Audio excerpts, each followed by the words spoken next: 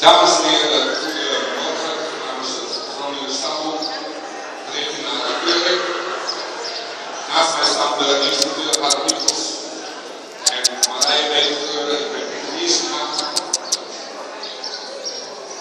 De eerste zitting hengsleutels, altijd lastig op deze leeftijd. Het is maar een verwachtingspatroon.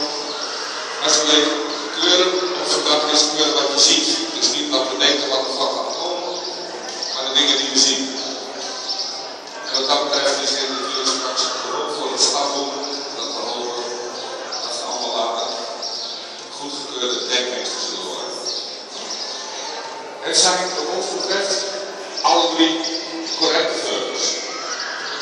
Er zit wel een klein onderscheid als je het zo ziet.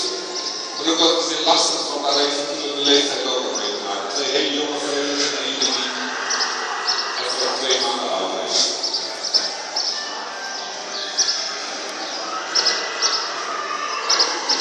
En we hebben besloten dat de volgende, zoals we ze nu zien lopen, dat we die ook zo zullen houden.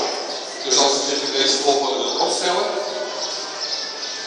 waarbij gezegd wordt van de nummer 3, net als zijn leeftijd correct vleugel is, was ik enorm opwaardeerde in de club. Dan de nummer 4, Esther Springs, wederom wel een correct vleugel, maar zou in het leven nog wat ruimer kunnen. En nogmaals zeg ik dat is wat we vandaag zien. Het kan overmorgen bij deze beestjes allemaal weer aansluiten.